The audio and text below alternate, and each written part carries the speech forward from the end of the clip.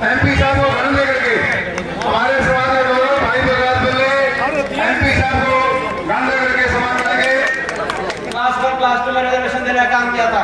आगे भी इस 15% को आगे भी बढ़ाने का काम हम करेंगे जब हमें अवसर मिलेगा। हरियाणा में कहना चाहते हैं सरकार और ऐसे ही मैं समझता हूँ बहुत सी बातें ये बैकवर्ड निगम के 300 करोड़ के कर्जा माफी की योजना आई और बैकवर्ड निगम में मगर जो इंटरेस्ट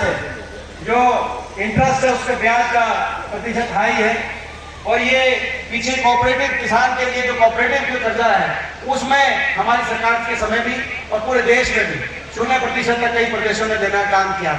हरियाणा में बैकवर्ड निगम के भी इसी प्रतिशत पे बैकवर्ड निगम में भी लोन मिले, ये हम आने वाले समय में करने का काम करेंगे। हरियाणा भगवान विश्वकर्मा जी महाराज पूजन दिवस के इस पावन उपलक्ष्य की बहुत बहुत शुभकामनाएं देते हैं। सृष्टि के शिल्पकार, सृष्टि के रचयिता नीचे कर ले यार भगवान श्री विश्वकर्मा जी महाराज की असीम कृपा भारतवर्ष पे, हरियाणा प्रदेश पे, रोहतक पे सभी उनकी कृपा बरसे, उनका आशीर्वाद बरसे। हमारा भारतवर्ष का भविष्य उज्जवल हो, खुशहाली आए हमारे इलाके में, देश में, सृष्टि में खुशहाली आए उनके आशीर्वाद से। आज हम ये पूजन पे सभी को यही शुभकामनाएं देते हैं।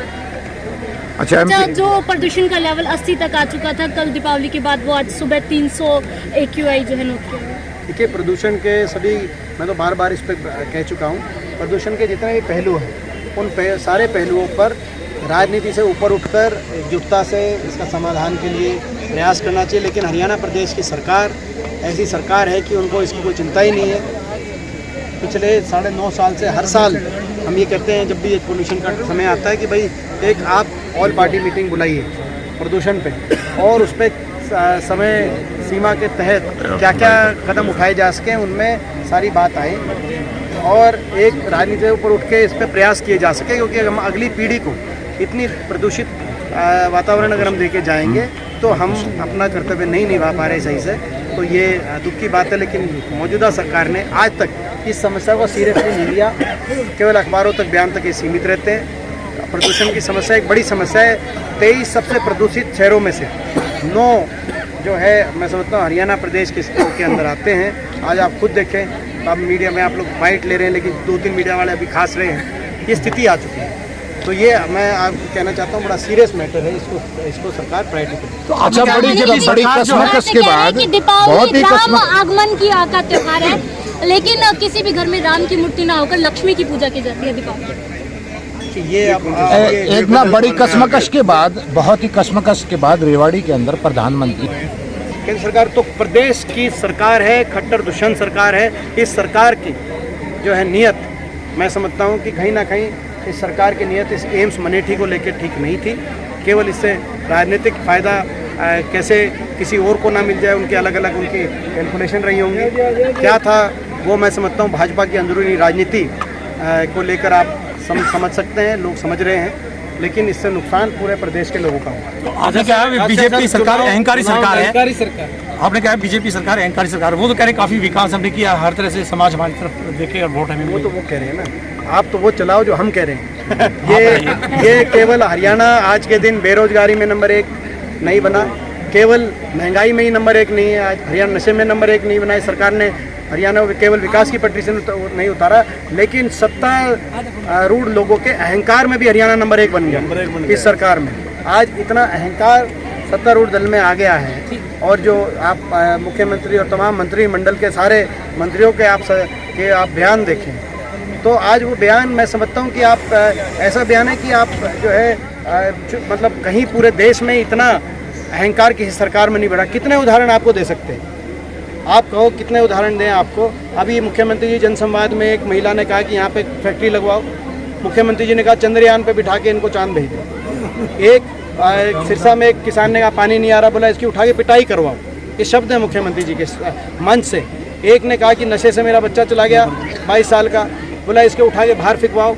कभी कह रहे हैं कि ये जो सारे जो सिक्योरिटी वाले हैं जो मेरे साथ, ये उठा के बाहर फिकवा सकते हैं। हमारी भी सरकारें रही होंगी, सिक्योरिटी गार्ड हमने तो लिया भी नहीं। हमारी सरकार में किससे धक्का, किसी को मरवाने की बात हमने धक्के खाए होंगे, लेकिन जनता का भी अपमान नहीं किया होगा। इसी तरीके से आप देखो, हर इनके एक एक मंत्री का बयान देखो, किसने जो है अहंकारी बयान, अहंकारी बोल भाजपा के सारे मंत्रियों के प्रदेश में है। उनका देश में कोई पहले खेल मंत्री होते थे, उन पर एक आरोप लगा, बयान आया कि इनको नहीं हटाएंगे, कैबिनेट से नहीं हटाएंगे, नहीं, इतना अहंकार। जब हमारे खिलाड़ी प्रदर्शन कर रहे थे तो उनको किसी ने ये भी नहीं कहा कि आपको न्याय मिलेगा, आपको न्याय मिलवाएंगे। किसान जो है, जब किसान प्रदर्शन कर रहे थे तो कृषि मंत्री JP दलाल क्या बोलते हैं? ये अहंकार मनुष्य का वो दुश्मन है। ये रामायण हमें बताती है कि जो मनुष्य को भीतर बैठ के मारता है, भीतर बैठ के मनुष्य को का नुकसान करता है, इनके अंदर अहंकार घुस गया। तो अहंकार जिनके अंदर घुस जाए तो मैं समझता हूँ प्रजातंत्र में वो अच्छा नहीं। आपने जातीय जनगणना की बात कही है, BCA के लेकर के खासतौर पर देखिए, जातीय जनगणना होनी चाहिए। कांग्रेस पार्टी का स्टैंड है, हमारा राष्ट्रीय लेवल पर स्टैंड है, क्योंकि बहुसंख्यक बहुत से ऐसे वर्ग हैं जिनको उनके अधिकार पूरे मिलने चाहिए। BCA समाज उसमें एक महत्वपूर्ण हमारे समाज का एक ऐसा हिस्सा है जिनकी जो बहुसंख्यक बल है, जो बहुसंख्यक वर्ग है, BCA समाज जो मूल बैकवर्ड समाज, ये इनकी संख्या एक किसी विधानसभा में शायद उतनी ना हो, लेकिन अगर आप सभी विधानसभाओं में गिनोगे तो सबसे ज़्यादा इनकी संख्या, हर विधानसभा में इनकी एक अपनी संख्या है। तो उस आधार से जितनी संसद के अंदर, विधानसभाओं के अंदर प्रतिनिधित्व होना चाहिए BCA समाज का, आज वो प्रतिनिधित्व उतना नहीं है। किसी भी दल में उतनी टिकटें BCA समाज को नहीं मिल रही है। ये एक बहुत, मैं समझता हूँ कि एक जायज़ एक मांग है, जातीय जनगणना होनी चाहिए और अपनी संख्या के अनुसार BCA समाज को विधानसभा और संसदों में जगह मिलनी। कांग्रेस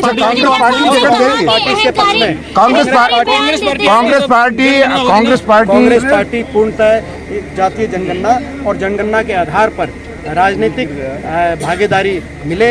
राहुल गांधी जी ने ये जो कहा है, हम राहुल गांधी जी की इस बात का पूरा स्वागत करते हैं और छत्तीसगढ़ की हमारी भूपेश बघेल जी की सरकार में ये करके दिखाया है, भूपेश बघेल जी की सरकार के अंदर करके दिखाया है, और हमारी गठबंधन वाली जो है बिहार की सरकार में भी ये हुआ है। हरियाणा में टिकट मिलेंगी इनकी जनसंख्या के आधार पर? मैंने जैसे कहा कि ये जो कोई भी राजनीतिक दल ये क्यों नहीं दे रहा, इस बात की गहराई पे जाकर इनको जो लोकसभा और विधानसभा सीटों में प्रतिनिधित्व देने के लिए हलकों पे इनके लिए रिजर्वेशन होनी चाहिए। कई प्रदेशों में देना काम किया, हरियाणा में बैकवर्ड निगम के भी इसी प्रतिशत में बैकवर्ड निगम में भी लोन मिले, ये हम आने वाले समय में करने का काम करेंगे हरियाणा के अंदर।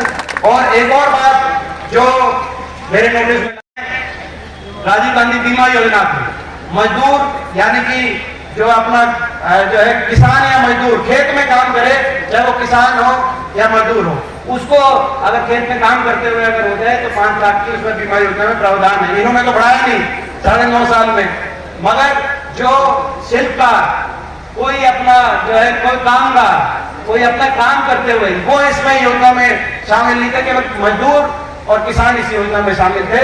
तो भाई ये कामगार को भी उस योजना में शामिल करते हुए भाई इस बीमा योजना में कोई जो है पार्टी ये भी वो भी, और ये भी सही है।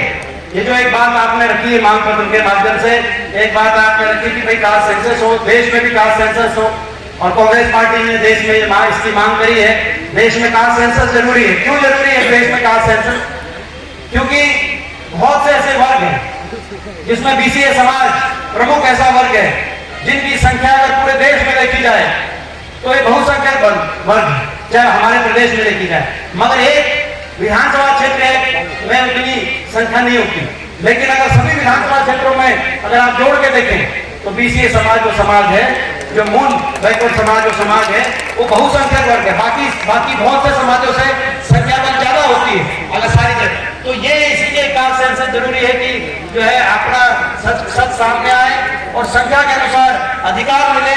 और आपको याद होगा जब ये महिला आरक्षण लेके आई थी सरकार की, भाई आने वाले समय में जो लोकसभाओं के अंदर हम सीटों के अंदर जो है वो करेंगे, तो उस महिला आरक्षण पे मैं के साथ साथ मैंने कहा कि अगर इसको बदलने की अगर बात आ रही है, हम स्वागत करते हैं महिलाओं का भी हो, लेकिन साथ ही साथ BCA समाज के लिए भी सीटें रिजर्व की जाएंगे लोकसभा के अंदर, राज्यसभा के अंदर।